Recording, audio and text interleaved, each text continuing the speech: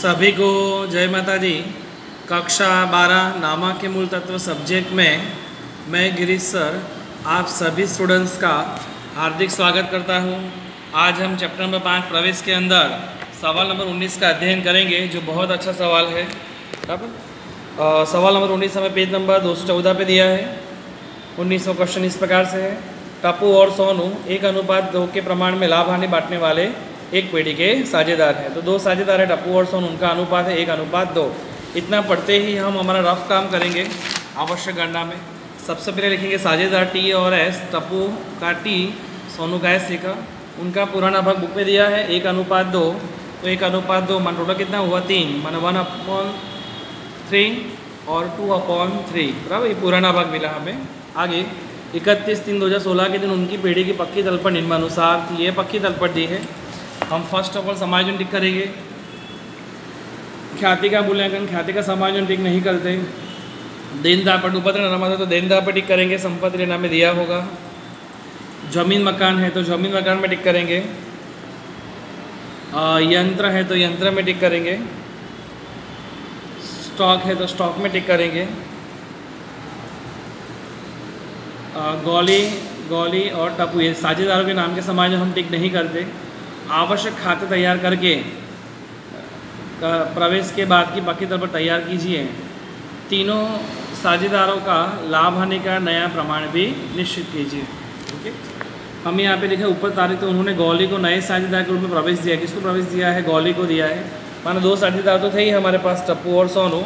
नई साझेदार कौन आ रहा है? गौली। ओके, चलो तो इस पर से हम आवश्यक खाते जो बनाने हैं वो कौन से बनाएंगे? आवश्यक खाते फर्स्ट ऑफ ऑल पुनः मूल्यांकन खाता, साझेदारों का पूंजी खाता, रोकड़ खाता और पक्की तलपट। ये 4 खाते हम बनाते हैं, बराबर है। सबसे पहला कार्य हमारा संपत्ति लेना पक्ष की एंट्री रखना, बराबर। संपत्ति लेना में सबसे पहली एंट्री दी है ख्याति। पुरानी ख्याति होती है तलपट में जो दर्शाई है, और आप जानते हो कि पुरानी ख्याति को पुराने साझेदारों के बीच पुराने अनुपात में हम अपलिखित करते हैं। अर्थात इस ख्याति को हम पूंजी खाते उधार साझेदारों को पुराने अनुपात में बांट देंगे। कितनी ख्याति हमारे पास है? 54,000, जिसे हम पूंजी खाते के उधार पक्ष में लिखेंगे ख्याति। टोटल 54,000 जो है उसे पुराना भाग हमें बुक में दिया है 1:2। तो 1:2 में बांट दिया तो 18,000 और 36,000 आया। पूंजी खाते उधार पुरानी ख्याति इन पुराने साझेदारों के बीच पुराने अनुपात में हमने अपलिखित कर दी, बराबर है। आगे जमीन मकान। जमीन मकान हमारी संपत्ति है, तो संपत्ति लेना में लिखेंगे 3 लाख।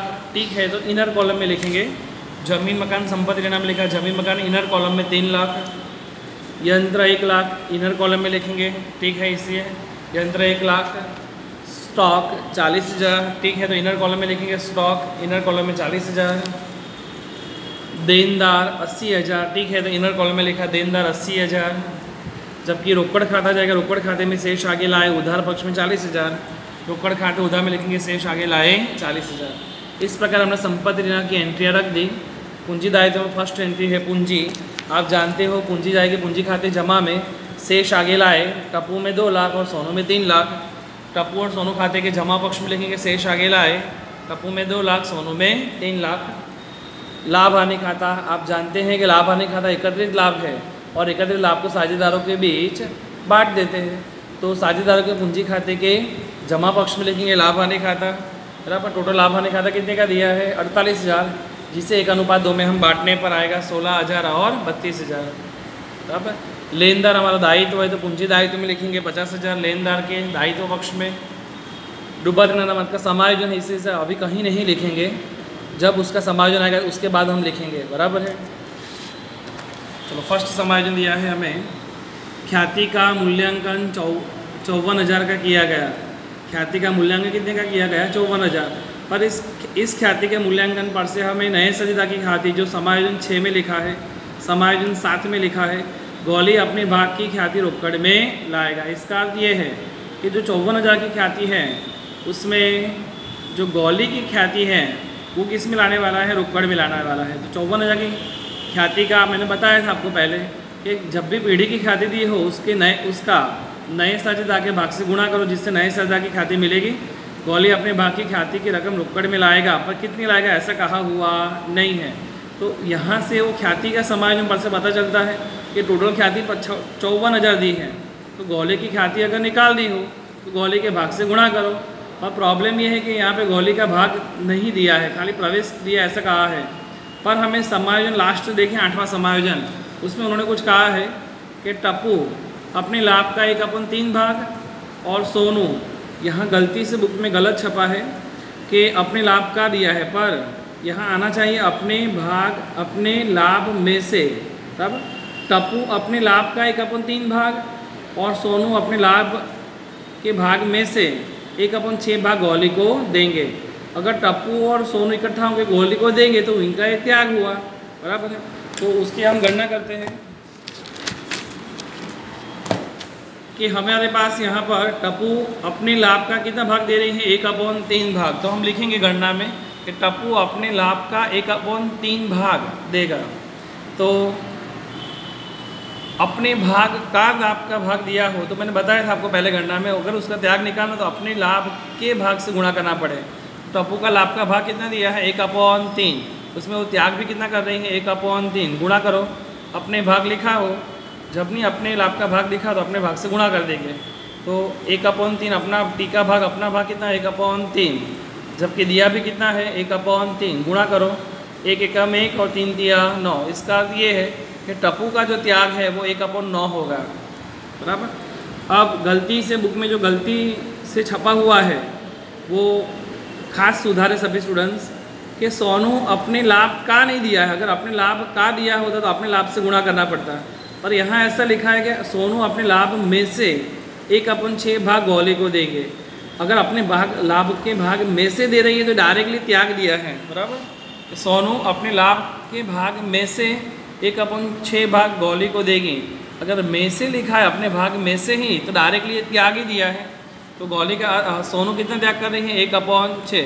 इसका यहाँ पे और टी का त्याग कितना था, 1/9, जबकि एस का त्याग कितना था, 1/6। तो अब ये दोनों का हर समान करना पड़े, हर समान करने के लसा लेना पड़े 9 और 6। 9 और 6 तो लसा कितना आएगा, यहाँ पे 18 आएगा। तो 18 लाने के लिए मुझे 2 से ऊपर नीचे 9 को से गुणा करेंगे तो 18 आ जाएंगे। 2 एकम 2 और 9 दूनी 18। और यहाँ 18 लाने के लिए 6 को 3 से गुणा करेंगे तो ऊपर भी 3 से करेंगे। 3 एकम 3 और 6 तिया 18। इसका अर्थ ये है कि हमारा जो त्याग का अनुपात आया वो 2:3 बराबर है। एक बार मैं वापस समझाना चाहूँगा कि अपने लाभ के भाग में से कहा हो तो अपने लाभ के भाग में से हम गुणा करेंगे जैसे किया, और अपने लाभ के भाग में से दिया शब्द हो तो डायरेक्टली त्याग है तो इसका अपने भाग से गुणा हम नहीं करेंगे। स्टूडेंट्स खास ध्यान दें इसमें, बराबर। फिर जो भी त्याग आया इसका 1/9 1/6, इसका लसा पद कैसे लेने का तो आप जानते हो 10वीं में सीख के आए होंगे। और 9 और 6 है, 9 और 6 के पहाड़े में आने वाली संख्या कौन सी है, 18 है। तो 18 के आधार पर हमने लसा लिया। अगर आप ऐसा नहीं करना चाहते हो तो डायरेक्टली भी इसकी शॉर्टकट करना है कि 18 यहाँ पे कितना दिया है हमें 9 और यहाँ पे कितना दिया है 6। तो अगर 9 और 6 का अगर हमें लसा पद लेना तो इस प्रकार से गणना कर सकते हैं कि 9 और 6 लिखेंगे। लसा पद के लिए हमें कितने से भागेंगे इसको, पहले तो 2 से भाग सकते हैं। तो 9 को 2 से नहीं भाग सकते, 9 के 9 रखने के, और 6 भागे 2 करेंगे तो कितना आएगा 3। अब 2 से नहीं भाग चलेगा तो कितने से भाग चलाएंगे हम, 3 से। 3 तिया 9 और 3 एकम 3 और लास्ट में 3 से भाग चला तो 3 एकम 3 और ये भी एक आएगा। तो हमारा लसा पद जो है वो 3 तिया 9 और 9 दूनी 18। इस प्रकार से हमने 18 लसा लिया। तो 18 लाने के लिए 9 को मैंने कितने से गुणा किया, 2 से, तो ऊपर नीचे 2 से गुणा किया। 2 एकम 2 बने और 9 दूनी 18 बने। जबकि यहाँ 18 लाने के लिए हमने 3 से गुणा किया तो 3 एकम 3 और 3 छंग 18। तो हर और अपॉन की संख्या दोनों को ऊपर नीचे से दोनों को हमने समान किया, हर समान किया। तो हमारा जो आंसर आया त्याग का वो कितना आया, 2:3। ओके। अब इसके आधार पर हमें किसका भाग निकालेंगे हम, कौन नया साझेदार यहाँ पर आ रहा है, गोली। तो आप जानते हो कि गोली का भाग निकालना हो तो कुल त्याग होगा, दोनों साझेदारों का त्याग टोटल कर दो। तो गोली का भाग इज इक्वल टू कुल त्याग। कुल त्याग कैसे मिलेगा, माने एस का त्याग और टी का त्याग जोड़ देंगे। तो टी का त्याग कितना आया, अभी हमने देखा 2/18, जबकि एस का कितना आया 3/18। टोटल करो 3 और 2 5 और 18 लस्सा रहेगा तो 18 का 18 ही रहेगा। इसके बाद नए साझेदार का हमें भाग अभी मिला, इस नए साझेदार का भाग का गुणा किससे करेंगे? ख्याति से। कितनी ख्याति का मूल्यांकन हुआ था? 54,000। तो गौली की ख्याति इज इक्वल टू 54,000 गुणा उसका भाग 5/18 गुणा किया। इसका गौली कितनी ख्याति लाने वाला है? 15,000। और बुक में कहा है समायोजन 7 में कि गौली अपने भाग की ख्याति रोकड़ में लाएगा। तो आप जानते हो रोकड़ में लाएगा तो रोकड़ आएगी, आए तो उधार। इसका अर्थ ये है कि रोकड़ खाते उधार, ख्याति के प्रीमियम खाते जमा करेंगे। और आप जानते हो ख्याति खाता बंद करेंगे तो क्या होगा? ख्याति के प्रीमियम खाते उधार। पुराने साझेदार कौन थे? टी और एस खाते जमा। कौन से अनुपात में? त्याग के अनुपात में। त्याग का अनुपात क्या मिला हमें? 2:3। खतों ने इसकी रकम लिखते हैं 15,000 रोकड़ में खाती लाया तो रोकड़ खाते उधार 15,000, खाते के प्रीमियम खाते जमा 15,000 और खाते के प्रीमियम खाते उधार 15,000। टी खाते से और एस खाते से त्याग के अनुपात में 2:3 में तो आएगा 6,000 और 9,000। अब इसकी हम खतों नहीं करते हैं। खतों नहीं करते समय ध्यान में आप जानते हो कि रोकड़ खाते उधार पक्ष में कितने लिखेंगे? 15,000। नाम क्या लिखेंगे? खाते के प्रीमियम खाते। तो रोकड़ खाते के उधार पक्ष में लिखेंगे खाते के प्रीमियम खाते 15,000। जबकि ख्याति के प्रीमियम की खतौनी नहीं होती है, ख्याति के प्रीमियम खाते खतौनी नहीं करेंगे। टी और एस खाते से है, इसका अर्थ टी खाते के जमा पक्ष में 6,000, एस खाते के जमा पक्ष में भी 9,000 लिखेंगे। नाम क्या लिखेंगे? ख्याति के प्रीमियम खाते। माने टी और एस खाते के जमा पक्ष में लिखेंगे 6,000 और 9,000, नाम लिखेंगे ख्याति के प्रीमियम खाते। इस प्रकार हमने ख्याति की गणना की असर दी। पहले त्याग का अनुपात निकाला, इस त्याग के अनुपात पर से हमने ख्याति गौली की ख्याति निकाली और उस पर से उसकी असर हमने दी। अब हम आगे के समायोजन देखते हैं कि देनदार पर डूबत ऋणनामा 10,000 रखना है। तो आप जानते हो डूबत ऋणनामा देनदार में से क्या करेंगे? माइनस। तो 80,000 के देनदार में से डूबत ऋणनामा घटा दो 10,000, आउटर में 70,000। तो डूबत ऋणनामा 10,000, आप जानते हो कि 10,000 नई डूबत ऋणनामा है जिसमें से पुरानी घटाते हैं। बुक में हमें दी है पुरानी कितनी दी है? 16,000। बराबर। अगर हम पुनः मूल्यांकन खाते उधार लिखे डूबत ऋणनामा तो 10,000 में से 16,000 घटाएंगे तो -6,000 आते हैं। तो -6,000 हम उधार लिख सकते नहीं हैं। इस डूबत ऋणामत को हम जमा पक्ष में लिखेंगे कि डूबत ऋणामत 10,000 नई जो थी 10,000 उसमें से हमने पुरानी क्या कर दी? -16,000। 10 में से 16 गए तो 6,000 हम उधार नहीं लिख सकते माइनस में, इस उसको हमने क्या कर दिया? जमा। बराबर है। आगे जमीन मकान की कीमत में 10% की वृद्धि करनी है। तो हमारे पास जमीन मकान कितने के हैं? 3 लाख। प्लस करेंगे 10% की वृद्धि। बराबर। अगर 10% बढ़ाएंगे तो कितना बढ़ेंगे? 30,000। टोटल आउटकम लिखेंगे 3,30,000।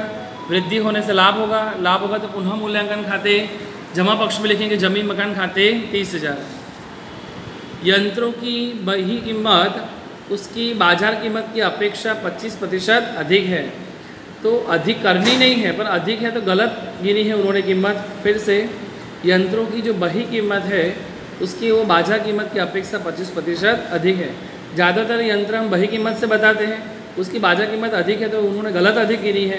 तो अधिक गिनी है गलत गिनी है तो क्या करेंगे हम? माइनस। तो यंत्र की कीमत कितनी होगी बाजार कीमत? उसके लिए छोटी सी गणना करते हैं, ध्यान दें। यहाँ लिखा है कि यंत्रों की बाजार कीमत 25% अधिक है। माना कि मूल कीमत 100 है प्लस 25% अधिक कीमत हो गई तो टोटल बाजार कीमत कितनी हो गई? 125। इसका अर्थ ये है कि बाजार कीमत पर से मुझे मूल कीमत ढूंढनी है। यदि बाजार कीमत 125 है उसके आधार पर मूल कीमत कितनी है? 100। माना बाजार कीमत 125 में मूल कीमत 100 है तो यहाँ हमारे यंत्र की वैल्यू हमें कितनी दी है? 1 लाख दी है। यंत्र की वैल्यू 1 लाख दी है तो हमारे 1 लाख पर उसकी मूल कीमत क्या होगी? तो हम क्या करेंगे? 100 और 1 लाख का गुणा करके 125 से भाग देंगे, जैसे मैंने गणना बताया है। आंसर आएगा 80,000। इसका अर्थ ये है कि यंत्रों की जो ओरिजिनल प्राइस है वो 80,000 है, जबकि उन्होंने तलपट में कितने का गिना है? 1 लाख का गिना है। तो कितना ज़्यादा गिन लिया उन्होंने? 20,000। जो अधिक गलत गिना है तो उसमें से क्या कर देंगे हम? माइनस। तो माइनस करेंगे कमी 20,000। 1 लाख में से 20,000 के आउटर में 80,000। कमी होने से नुकसान होगा, संपत्ति की कीमत कम होने से नुकसान होगा। और कोई भी नुकसान पुनः मूल्यांकन खाते उधार में लिखेंगे यंत्र खाते 20,000। आगे का समायोजन है कि स्टॉक की कीमत 10% घटानी है। घटानी है तो स्टॉक में घटा दो, माइनस करेंगे। स्टॉक 40,000 माइनस करेंगे 10% कमी 4,000, आउटर में 36,000। कमी होने से नुकसान हुआ, पुनः मूल्यांकन खाते उधार में लिखेंगे स्टॉक खाते 4,000। नेक्स्ट समायोजन 7वां जो अभी हमने सॉल्व करवाया। बराबर। छठा देखते हैं गौली नई पीढ़ी की शुद्ध संपत्ति की 50% जितनी रकम पूंजी के रूप में लाएगा। माने गौली जो है नई पीढ़ी में जो टोटल प्रॉपर्टी है उसकी 50% रकम पूंजी के रूप में लाएगा। और नई पीढ़ी की शुद्ध संपत्ति, यहाँ शुद्ध संपत्ति माने अंतिम पूंजी मानेंगे। क्या मानेंगे? अंतिम पूंजी। माने नई पीढ़ी की जो अंतिम पूंजी है कि 50% रकम, जितनी रकम पूंजी के रूप में लाएगा। कौन लाने वाला है? गौली। गौली कौन है? नया साझेदार। इसका नया साझेदार जो पूंजी लाने वाला है वो नई पीढ़ी की जो शुद्ध संपत्ति है उसकी 50% रकम जितनी लाने वाला है। तो उसके लिए हमें पूंजी खाता बंद करना पड़े तभी हमें शुद्ध संपत्ति माने पूंजी खाते के अंतिम शेष मिले, बराबर। उसके आधार पर हम पूंजी की गणना करेंगे। तो सबसे पहला कार्य हमारा पुनः मूल्यांकन खाता बंद करना। पुनः मूल्यांकन खाता बंद करेंगे तो 6 और 30 36,000 में से ही 24,000 का तो डिफरेंस आया 12,000। इस 12,000 को कहेंगे लाभ, जिसको हम पूंजी खाते ले जाएंगे। कौन से अनुपात में? 1:2 में 4,000 और 8,000 आया। अगर ये पुनः मूल्यांकन खाते उधार है तो पूंजी खाते क्या करेंगे? जमा। जमा पक्ष में लिखेंगे हम पुनः मूल्यांकन खाता कितने का डिफरेंस आया? 4,000 और 8,000 का, बराबर है। अब हम टी और एस का खाता बंद करके टी का टोटल किया 226, उसमें से 8,000 गए तो बचे 2,08,000 डिफरेंस। एस का जमा का जोड़ ज़्यादा है 3,49,000, 3,49,000 में से 36,000 का तो डिफरेंस आया 3,13,000। इसका अर्थ ये अंतिम पूंजी आई जिसे शुद्ध संपत्ति कहा जाता है। कौन सी? क्या संपत्ति? शुद्ध संपत्ति। और इसी शुद्ध संपत्ति पर से गौली जो है वो 50% रकम पूंजी के रूप में लाएगा। माने शुद्ध संपत्ति की 50% रकम किसकी रहेगी? गौली की रहेगी। कौन सी? नई पीढ़ी की शुद्ध संपत्ति में, बराबर। तो हम गणना करते हैं गौली की पूंजी की गणना। माने नई पीढ़ी की जो टोटल पूंजी है वो कैसे होगी? तीनों साझेदारों की टोटल पूंजी होगी। टी की पूंजी, एस की पूंजी और जी की पूंजी। आप जानते हो कि टोटल पूंजी हमेशा कितनी होती है? 100। उसमें जी की पूंजी का भाग दे दिया है। अब जी कितना लाने वाली है नई पीढ़ी में? नई पीढ़ी में जी कितना लाने वाली है? 50%। तो जी का भाग 50% लिखा है। इसका ये है कि टी और एस को मिलाकर इन दोनों की जो पूंजी होगी वो कितने परसेंट होगी? 50% होगी कि नहीं? यहाँ पे टी की पूंजी देखा जाए तो डिफरेंस निकला था 2,08,000, तो हमने लिखा यहाँ पे 2,08,000। जबकि एस की पूंजी का डिफरेंस निकला था 3,13,000, तो हमने लिखा यहाँ पे एस की पूंजी का टोटल 3,13,000, बराबर है। अब दोनों को टी और एस की पूंजी का टोटल कर देंगे हम। अगर दोनों का टोटल करेंगे हम तो आएगा टोटल 5,21,000, बराबर। तो 5,21,000 कितने परसेंटेज पे आए? 50% पे आए कि नहीं? इसका 50 टी और एस की टोटल परसेंटेज कितने थे? 50। उस पर से कितनी पूंजी मिली? 5,21,000। ढूंढनी किसकी है? जी की। तो जी के परसेंटेज कितने हैं? 50 पर कितने, बराबर। और एक शॉर्टकट सिखा रहा हूँ, अगर हमें पूंजी ढूंढनी है वो भी परसेंटेज पर से, तो परसेंटेज यहाँ लिखेंगे और पूंजी दाहिनी ओर लिखेंगे। तो परसेंटेज 50% पे हमें दोनों की टोटल कितनी पूंजी दी है? 5,21। तो जी की 50% पर कितनी? इन दोनों का गुणा करेंगे, इससे भाग देंगे। गुणा भाग करने पर आंसर कितना आएगा? 5,21। इसका अर्थ ये है कि जी पूंजी के रूप में 5,21,000 लाएगी, बराबर है। इसकी खतौनी करेंगे। अगर पूंजी लाएगी तो रोकड़ आएगी, रोकड़ आए तो रोकड़ खाते क्या करेंगे? उधार। रोकड़ खाते उधार पक्ष में लिखेंगे जी के पूंजी खाते 5,21 और जी के पूंजी खाते के जमा पक्ष में लिखेंगे 5,21, लिखेंगे रोकड़ खाते। ये खतौनी हो गई। खाता बंद करें तो यहाँ टोटल भी आएगा 5,21 और यहाँ पे भी लिखेंगे हम टोटल 5,21,000 और डिफरेंस में भी लिखेंगे हम 5,21,000। ये तीनों डिफरेंस कहाँ जाएंगे? पूंजी दायित्व में। पूंजी दायित्व में लिखेंगे पूंजी खाता TSG 2,8,3,13 और 5,21, 2,8,3,13 5,21, सबका टोटल किया 10,42,000 आया। ठीक वैसे ही रोकड़ खाता बंद करेंगे, टोटल आता 5,76,000, 5,76,000 डिफरेंस भी इतना ही निकला। लिखेंगे शेष आगे ले गए। रोकड़ हमारी प्रॉपर्टी है तो संपत्ति के नाम में लिखेंगे रोकड़ खाता 5,76,000। दोनों पक्ष का टोटल करेंगे तो सवाल ही आएगा जो 10,92,000, 10,92,000 है, बराबर है। इस प्रकार बहुत अच्छा सवाल हुआ आज का। सवाल आंसर नंबर 19 है जिसमें पुनः मूल्यांकन खाता इस प्रकार से है। साझेदारों का पूंजी खाता, रोकड़ खाता, पक्की तलपट, आवश्यक गणना के अंदर हमने त्याग के अनुपात की गणना की। उसके आधार पर गौले का भाग और गौले की ख्याति ढूंढी, ख्याति की योजनामचा लिखा, यंत्रों की गणना की और गौले की पूंजी की गणना की, बराबर है। आपको त्याग का अनुपात तो हमने ढूंढा हुआ है, उस पर आप नया अनुपात अपने आप होमवर्क में सॉल्व करोगे। आप जानते हो नया अनुपात कैसे मिलता है। तो हमारे पास पुराना भाग तो दिया ही है, इस पुराना भाग पर से में से आप त्याग निकाल दोगे, ये दोनों त्याग घटा देना, बराबर। तो आपको नया अनुपात मिल जाएगा और नए साझेदार का हर समान करोगे तो आपको इस क्वेश्चन में नया अनुपात आप अपने आप होमवर्क में ढूंढने वाले हो।